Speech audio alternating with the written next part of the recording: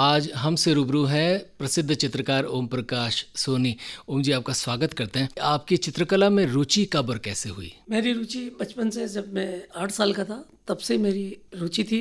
और मैं पहले स्कूलों में स्लेट और वो उससे स्लेट से बर्तन बर्तन बोलते थे, बर्तन बोलते हैं उसको, उससे लिखने का काम करते थे। तो स्लेट पे और हमारे घर के बाहर चबूतरियाँ बनी हुई थी, उन चबूतरियों पे बैठा स्केच करता था मैं। मेरे पिताजी ने मेरे से ड्राइंग करना सिखाया। मेरे पिताजी का ड्राइंग बहुत अच्छा था, तो उनसे मैंने वो हाथी, घोड़े, गणेश जी, ये इस तरह के चित्र बना बना के मुझे देते थे और फिर मैं उनकी नकल करता था। इस तरह से मेरे को शुरू से ही, बचपन से ही शौक था। ये बताएं कि पहली बार कब लगा आपको या आपके आसपास किसी व्यक्ति को कि आप एक अच्छे चित्रकार हैं या बन सकते हैं? नहीं, मेरे पिताजी भी अच्छे चित्रकार थे, ड्राइंग करते थे, ज्वेलरी का काम करते थे, पर ड्राइंग बहुत अच्छी थी उनकी और वो मुझे प्रोत्साहित करते रहते थे। फिर मेरे एक रिश्तेदारी थे जो यहाँ उदयपुर रहते थे और ये पेंटिंग का काम भी, बिजनेस करते थे वो।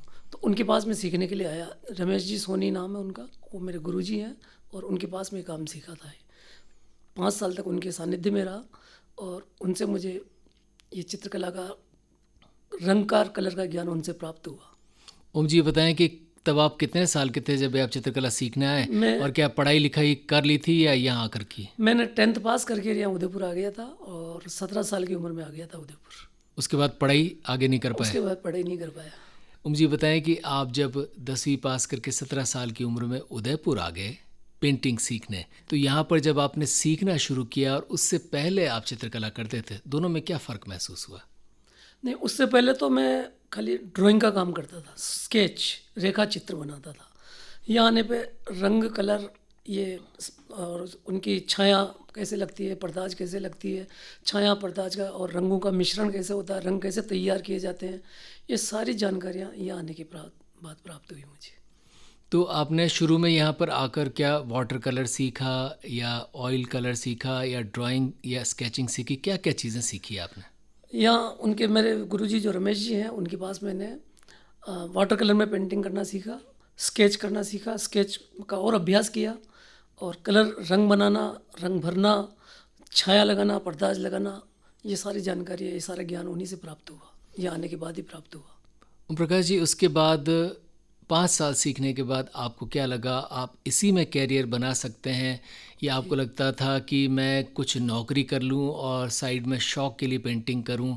क्या कुछ आपके मन में ख्याल था? नहीं, मैंने इसी को बिजनेस बनाने का और इसी इसी की साधना में, इसी कार्य को आगे से आगे बढ़ाना और ये संकल्प करके ही आया था विजुअलिया से कि इसी में महारत हासिल करनी है और इसी को आगे ले जाना है और इसी से जीवन यापन भी करना है। शुरू शुरू में अड़चनें आई? बहुत अड़चनें आई। शुरू में सीखने का समय पे भी अड़चनें आई।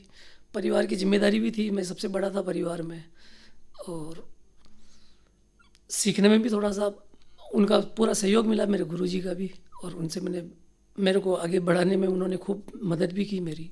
आप इस वक्त रेडियो लेक सिटी के साथ हैं और रेडियो लेक सिटी के साथ हैं सुप्रसिद्ध चित्रकार ओम प्रकाश सोनी। ओम जी, बताएं कि सबसे पहले चित्रकला करते करते पहला अचीवमेंट, पहली उपलब्धि, या पहली बार आपको किसी ने प्रोत्साहित किया या पहली बार कोई बड़ा पुरस्कार मिला, ऐसा समय कब आया? चित्रकला का काम तो ऐसा है, उसमें जितने डूबो और जितना उसकी गहराई में जाओ, उतना ही कुछ न कुछ रत्न निकलते हैं उसमें से। और अचीवमेंट का जहाँ तक प्रश्न है, तो सबसे पहले तो मुझे मीरा कला मंदिर से पुरस्कार प्राप्त हुआ था। फिर उसके बाद में काम किया, चीज़ें सीखने को मिली, पुराने चित्र देखने को मिले। फिर पुराने चित्रों के रेस्टोरेशन का काम भी मेरे पास आना शुरू हुआ, जीर्णोद्धार करने का, जो कोई 200 साल पुराना, कोई 400 साल पुराना, कोई 500 साल पुराना, कोई 300 साल पुराना, कोई ख़राब हो गए, डैमेज हो गए, टूट गए कलर जिनके, उनको उसी स्टाइल में, उसी तरह के रंग लगा के वापस और तैयार करके उनका जीर्णोद्धार करना, उनको पहले वाली स्थिति में लाना, ये अचीवमेंट था मेरे लिए।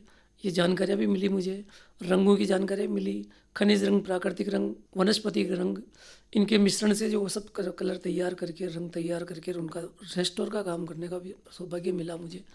और फिर मुझे महाराणा साहब ने भी मुझे खूब प्रोत्साहित किया। उनके भी चित्र बनाए मैंने और उन्होंने भी मुझे प्रोत्साहन देने में मेरे पूरा सहयोग किया। बुला के मुझे और बताते थे, करते थे, जानकारियाँ देते थे। उनसे जो भी सहयोग मांगा उन्होंने सहयोग दिया मुझे, उनका भी मैं बहुत बहुत आभारी हूँ। ओम प्रकाश जी, ये बताएं कि आप जब रेस्टोरेशन करते हैं जी। तो अब जो रंग इस्तेमाल होते हैं, चाहे वो तैलीय रंग हो या वाटर कलर हो, ये कृत्रिम रंग होते हैं। लेकिन आज जब रेस्टोरेशन करते हैं तो उस ज़माने में आज से 100 साल पहले, 200 साल पहले या उससे भी पहले प्राकृतिक रंगों का इस्तेमाल होता था। जी। तो बताएं कि ये प्राकृतिक रंग तब कैसे बनते थे और अब उन्हें आपने बनाया तो क्या क्या दिक्कतें आई? जी, नहीं दिक्कत कोई नहीं, कुछ भी नहीं है। बहुत सारे रंग तो जो है खनिज रंग हैं जो आज भी अवेलेबल है। जैसे लाल रंग है, हिंगलू हिंगलू से बनता है, और हिंगलू औषधियों में भी काम में आता है। उसी को तैयार करते हैं, उसको बारीक पीस के घोट के तैयार करके उसको नींबू नींबू से उसको शुद्ध करते हैं, और शुद्ध करके फिर गोंद मिला कर उसको काम में लेते हैं। पुरानी पद्धति भी यही थी। एक आता है पीला रंग, हड़ताल, वो भी पारे वाला ही होता है, वो भी औषधियों में काम आता है। उसको भी उसको भेड़ के दूध से शुद्ध करना पड़ता है। क्यों? उसमें पारा होता है और वो भारी होता है थोड़ा सा। उसको हल्का करने के लिए और वो नरम हो जाए, कोमल हो जाए, इसके लिए उसको भेड़ के दूध में घोट के फिर उसको निकाल देते हैं, नितार नितार के, पानी नितार नितार के उसको शुद्ध कर लेते हैं। इस तरह से हड़ताल को तैयार किया जाता है। सिंदूर भी ऐसे ही तैयार होता है। काजल से दीपक जला के, तेल का या घी का, और उससे काजल काला रंग तैयार करते हैं। नील, इंडिको की नील आती थी पहले, और पहले नील की खेती होती थी बंगाल में। उस खेती को सुखा के उसका नीला कलर बनता था। वो कलर भी मेरे पास है, जो पुराने आर्टिस्ट थे उनसे मैंने ले लिया था वो। और सफ़ेदा, जहाँ तक ये हिंदुस्तान जिंक से निकलता है, वो वाइट जिंक, उसको काम में लेते हैं। एक जयपुर से खड़ी आती है, और वो भी काम में आती है चित्रों के रेस्टोर में। तो पुरानी पद्धति से ही, जो पुराने चित्रों को पुरानी पद्धति से तैयार किया जाता था, और उनका रेस्टोर किया जाता है, जीर्णोद्धार किया जाता है। ये बताएं कि ये प्राकृतिक रंगों का इस्तेमाल करना क्या महंगा पड़ता है, या इसमें कुछ दूसरी दिक्कतें आती है जिस वजह से इनका इस्तेमाल कम हो गया? इनका इस्तेमाल तो बहुत कम हो गया अब तो। एक तो लोगों को पद्धति, उनको तैयार करने की टेक्निक पता नहीं है, पद्धति पता नहीं है। दूसरा, ये महंगे भी मिलते हैं, बहुत महंगे आते हैं। ओम जी, आपने ये जो चित्र बनाए उसमें आपने ख़ास तौर पर मिनिएचर, परंपरागत चित्र ज़्यादा बनाए, और ये भी कला लुप्त प्राय है। बताएं कि यही बनाना आपने क्यों शुरू किया और इसके पीछे क्या उद्देश्य था, और लुप्त प्राय ये कलाएं क्यों हुई? नहीं, भारत की जो परंपरा से, जो सदियों से पुराना, अजंता से लेकर आज तक, मेवाड़ की शैली ऐसी है जैसे, और मैंने सबसे ज़्यादा मेवाड़ की शैली में काम किया, और उनकी टेक्निक, उनके रंग रेखांकन, और सबसे बड़ी बात यह है कि वो चित्र कल्पना के आधार पे बने हुए होने के बावजूद भी उनमें एक मौलिकता है। भारत की एक जो शैली की विशेषता है वो ये है कि उनमें कल्पना का समावेश तो है, कवि की कल्पना हो चाहे चित्रों की कल्पना हो, और उसमें लालित्य है। रेखांकन इतने कोमल और लालित्य से भरे हुए होते हैं, तो उनकी तरफ तो कोई भी आकर्षित हो जाता है। और भारत में तो सभी क्षेत्रों में, अपने राजस्थान, भारत की तो बात छोड़ो, राजस्थान में भी हर क्षेत्र में, हर जिले में एक अलग से अलग तरह की शैली विकसित हुई हुई है, और एक अलग तरह की स्टाइल है। तो उस, और फिर पुरानी उनके कलरों की आभा देखो, आज 1000 साल हो गए, कोई चित्र 700 साल पुराना, कोई 500 साल पुराना, आज भी उनकी चमक वैसी की वैसी है। इस वजह से उनकी तरफ ज़्यादा ये स्थायी रूप से टिकने वाले चित्र हैं। ओम जी, मेवाड़ के चित्रों और ख़ास तौर पर मेवाड़ शैली के चित्रों में क्या चीज़ आपको आकर्षित करती है, क्या अलग लगती है? मेवाड़ की चित्र शैली ऐसी चित्र शैली है जो किसी भी अन्य शैली से प्रभावित नहीं है। ये जो परंपरा से, अजंता से चली आ रही शैली है। अजंता के बाद में जौनपुर, दिल्ली के पास पालम, कल्पसूत्र के पन्ने बने गुजरात में, उड़ीसा में काम हुआ, वो एक चावंड में काम हुआ, वो आज के 500 साल पहले सभी जगह एक ही तरह का काम हुआ, और उसमें खूब सारे चित्र बने, जिसमें धार्मिक आख्यान, भागवत पुराण, सूर सागर, मालवी का अग्निमित्रम, कालिदास की रचनाओं पे आधारित चित्र, रामायण पे चित्र, जितने भी पौराणिक थे, कथानक थे, प्रेमाख्यान, खूब चित्र बने एक समय में, और एक जैसे बने। कल्पसूत्र गुजरात की शैली ले लो, मेवाड़ की चावंड शैली ले लो, उड़ीसा की ले लो, और दक्षिण भारत में भी इसी तरह के चित्र बने, और एक ही तरह के काम हुए, और सब में ये धार्मिक पुनर्जागरण था एक तरह से उस समय।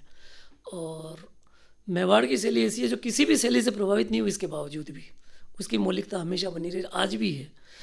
महाराणा स्वरूप सिंह जी के टाइम पे थोड़ा सा ब्रिटिश प्रभाव आने लगा उसमें, बस उसके बाद में थोड़ा सा ब्रिटिश प्रभाव आया, बाकी पूरी तरह से मौलिक है शैली मेवाड़ की। ओम प्रकाश जी, कभी आपको लगता है कि कला और कलाकार का जो सम्मान होना चाहिए वो हमारे यहाँ पर नहीं हुआ? ये भारतीय मिनीचर शैली जिसको बोलते हैं लघु चित्र शैली, ये आज के 15 साल पहले 20 साल पहले तक तो पूरी तरह से विदेशी मेहमान आते थे या आते थे उन पे निर्भर थी, वो खरीदते थे, उसके आधार पे चलती थी। लेकिन अभी इन दिनों में 10-12 साल से भारतीय लोग भी इसकी तरफ आकर्षित हुए और खरीदने लगे हैं। बड़े बड़े कॉरपोरेट वाले, बिजनेस वाले, बहुत सारे बड़े कलेक्टर, संग्रहकर्ता, वो भी खरीदते हैं आजकल, इनमें इंटरेस्ट लेते हैं।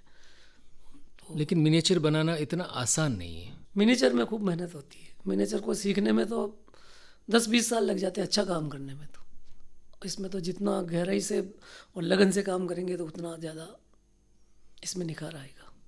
इतनी मेहनत के बाद क्या इसमें उतना इनाम या उतनी रकम या उतना अर्थ मिल पाता है जिसकी कलाकार को आवश्यकता होती है?